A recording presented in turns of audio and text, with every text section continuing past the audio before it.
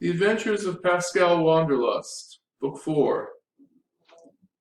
Like a pilgrim on the way to a secular shrine, Pascal Wanderlust negotiates the contradictions. This is the not me. In its gray uncertainty, the landscape observes itself among fog-wrapped hills. Pascal hesitates.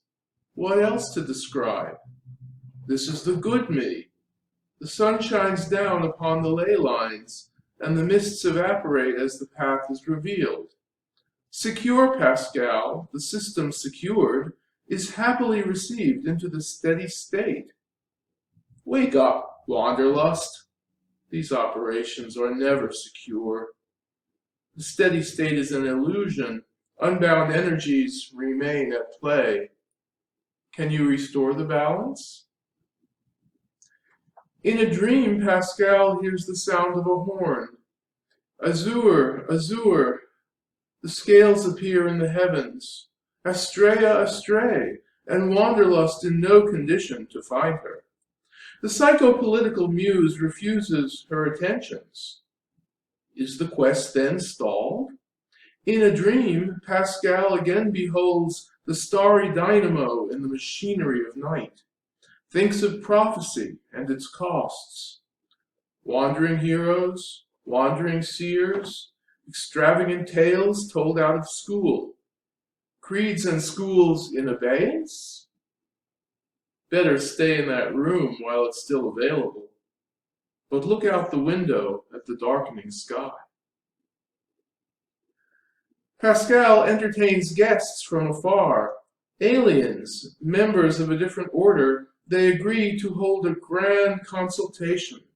Pascal adjusts the trodes on the universal translator, pours another cup of tea. Wanderlust Unlimited, consultants.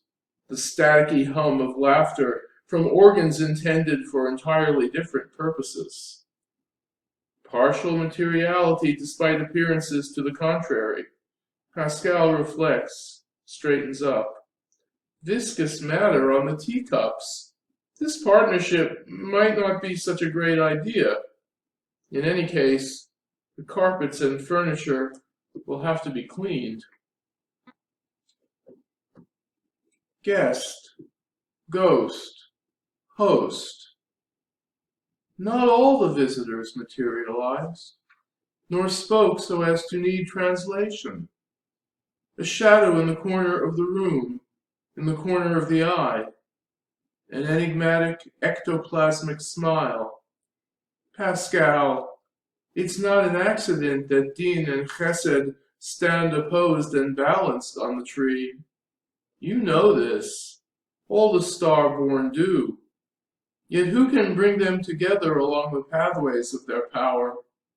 Who bears such adornment as may in Tiferet dwell? Real old school, thinks Pascal. Mentor or Magid, here or hereafter, she had taught Pascal all that was necessary. Every triumph, every disaster.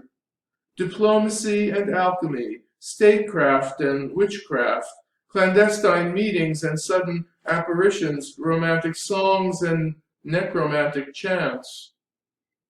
And after her return, when it all came down, when the golomancy failed and the armies of homunculi stormed the estate, the chain reaction obliterated every unit, every outpost, and she and the soul who would be reborn as Wanderlust fled on foot until she fell behind and refused to go further. Only then did Margaret tell Pascal her name. Pascal opens a portal, then closes it. Pascal peers into a mirror, then looks away. No Summerland for Wanderlust, no sojourns in Fairy. Was it only yesterday or the day before? Or was it uncounted moons ago when Wanderlust, abandoned on the outer rim, vowed never to go beyond the limits of that double being, the psychic range of that uncanny name? But who was it who named you, Pascal Wanderlust? Was it not she, Who first sent you forth? There are no limits, she whispers, neither in your room nor on the story path. So Wanderlust ascends, past midnight, past the morning star. Her voice rushes by in the wind. The Zinnorot beckon. Each face gazes outward as Wanderlust approaches. These are the boundaries of the infinite spaces, the non-Euclidean forms studied in Antarctica and Provence. Elder things hanging with Shimon Bar Yochai among the hills of Galilee. Lecha Dodi. The throbbing in Pascal's temples is more painful now as the book opens, floating in the silent void.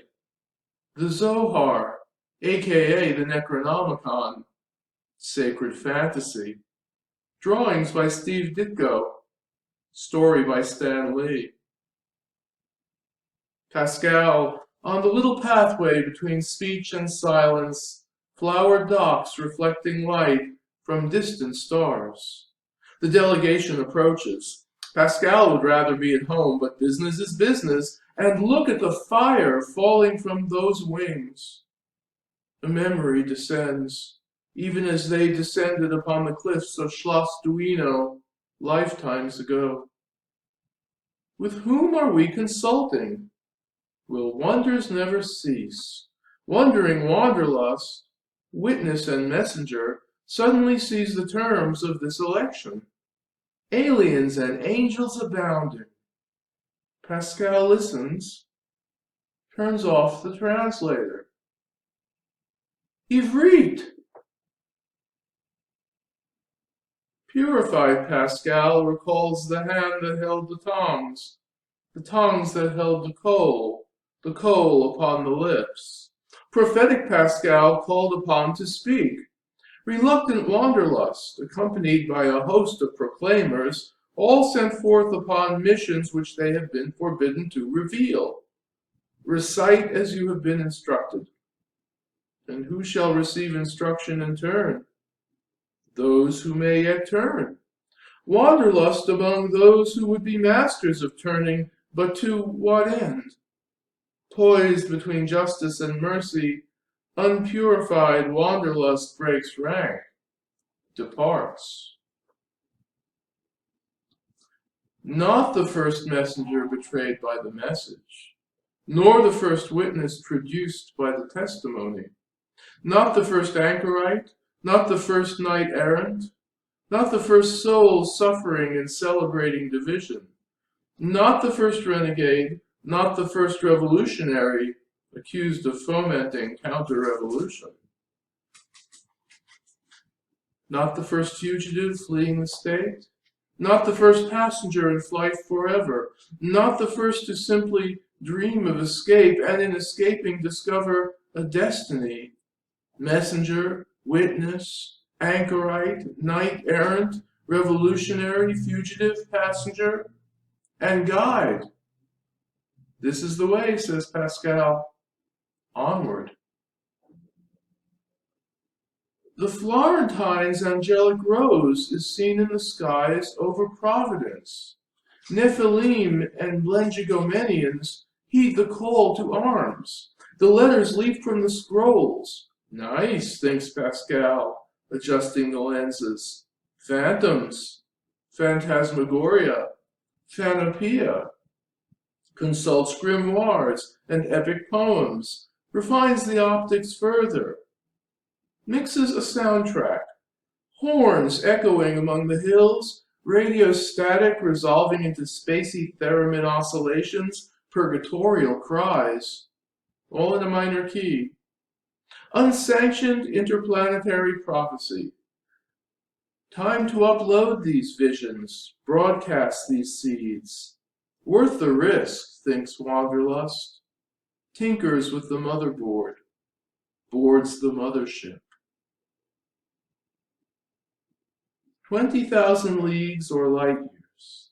The steampunk extravagance of the Nautilus, the Pequod's ivory savagery, the sleek bridge of the Enterprise with all its blinking lights, The Aerorondo Pascal piloted in a different life.